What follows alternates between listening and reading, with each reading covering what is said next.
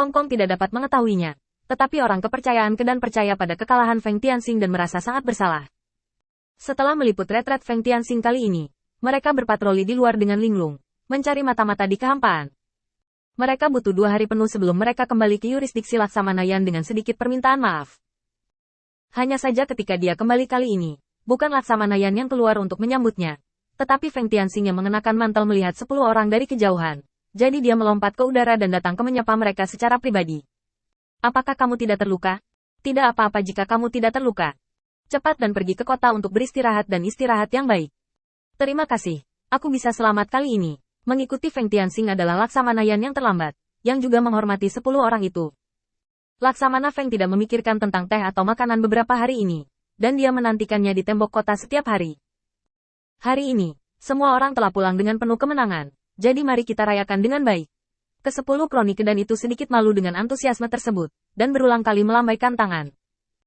Di mana? Kita harus melakukan segalanya. Kita membunuh beberapa inkarnasi pengintai kosong di luar, jadi ada penundaan. Feng Tianxing memuji lagi, mengundang 10 setan kembali, dan memberinya sambutan hangat. Sampai 10 iblis dikirim kembali untuk beristirahat, Laksamana Yan melihat kekacauan di depannya, dan tidak bisa menahan diri untuk berpikir keras. Laksamana Feng, kekuatan mereka seharusnya tidak sebaik milikmu. Mengapa kamu memperlakukan mereka seperti ini? Feng Tianxing tersenyum ringan. Karena kekuatan mereka lebih tinggi dariku, dan sekarang mereka memiliki banyak permintaan akan kekuatan tempur tingkat tinggi untuk mengatasi kehampaan.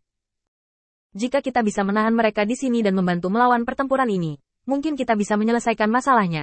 Namun, jika kamu ingin mereka melakukan sesuatu untukku, kamu harus mengubah sikap keluarga terhadapku. Jika kamu ingin mereka membenciku, setidaknya mereka harus meremehkan kekuatanku dan kekuatan bawahanku. Jadi saya juga siap untuk kekalahan besar ini. Untuk Anda, sekarang saya akan memberi Anda tugas untuk memulihkan posisi Anda, yaitu menjaga di sini. Saya akan memberitahu Anda untuk mengambil tindakan pada saat kritis, dan menemani saya untuk menyerang kekosongan tingkat tinggi dan mendapatkan eksploitasi militer. Mendengar ini, Laksamana Yan tiba-tiba menghela nafas lega. Benar saja, Feng Tianxing tidak akan menyerah pada bawahan yang patuh seperti dirinya. Sekarang tinggal di sisi Feng Tianxing 2 manfaat terbesar. Satu adalah untuk dapat bertahan hidup. Feng Tianxing adalah satu-satunya keberadaan di seluruh lingkup pengaruh kota utama yang dapat menjamin mengalahkan kekosongan, setidaknya untuk saat ini. Dan manfaat kedua adalah pelayanan yang berjasa. Jika iblis tidak dapat menahan serangan kehampaan, maka semuanya tidak masuk akal. Tetapi jika mereka dapat melawan, mengikuti angin dan langit, dan memiliki begitu banyak catatan, tidak akan sulit untuk menjadi penguasa kota utama di masa depan. Lagi pula, status Feng Tianxing pasti akan meroket pada saat itu, dan mereka akan dapat mengikutinya. Ketika Laksamana Yan mendengar vonis terakhirnya, dia juga menghela nafas lega, dan buru-buru setuju untuk pergi. Setelah Laksamana Yan pergi, Feng Tianxing berpikir sejenak, dan memutuskan untuk berinisiatif menemukan 10 kroni Kedan, menjelaskan bahwa setelah kekalahannya, tentara runtuh dan dia membutuhkan bantuan mereka untuk menjaga.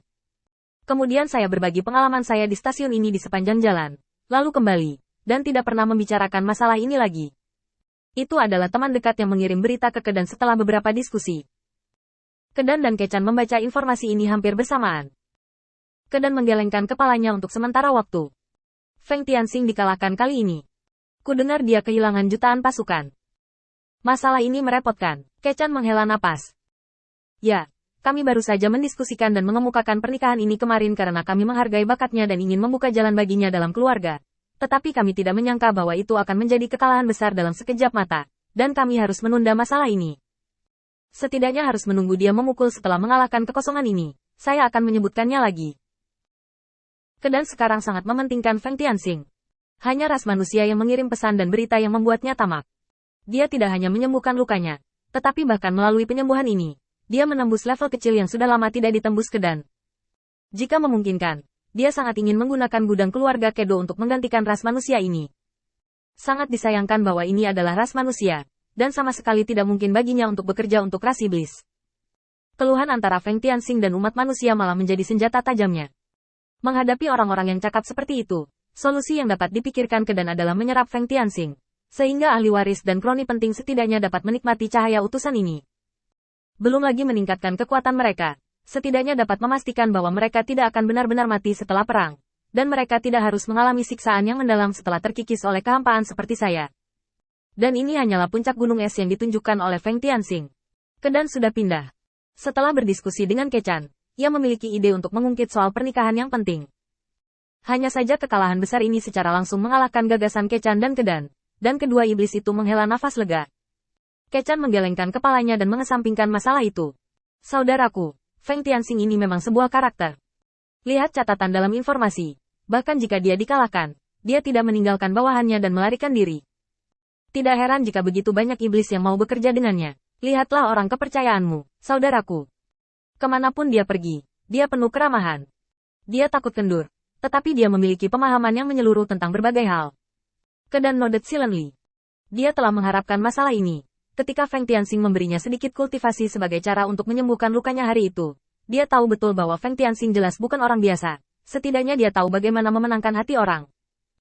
Dengan cara ini, biarkan 10 kroni itu tetap di Feng Tianxing sampai Void dikalahkan. Tidak, sampai dia dapat melindungi wilayahnya, dan kemudian biarkan mereka kembali. Pertahankan 10 kroni ini, kita juga dapat menemukan nilai Feng Tianxing lebih awal dari iblis lain. Dan kemudian akan menjadi kesempatan kita untuk menampilkannya. Keduanya menyetujui keputusan ini, dan mereka berdua memilih untuk menutupi kekalahan Feng Tianxing kali ini. Namun mereka tidak pernah membayangkan bahwa masih ada orang kepercayaan Feng Tianxing di keluarga ke saat ini. Bagaimana bisa Feng Tianxing membatalkan rencananya untuk menurunkan reputasinya? Memalingkan kepalanya dan merobek ruang, membiarkan avatar pergi menemui Keke secara pribadi, pasti akan mempublikasikan kekalahannya. Avatar datang ke kediaman Keke dan memasukinya. Tetapi dia tidak melihat bahwa Keke memiliki niat sedikit pun untuk berdiri untuk menyambutnya. Dia hanya melirik avatar Feng Tianxing, lalu mengalihkan pandangannya ke cangkir teh di tangannya.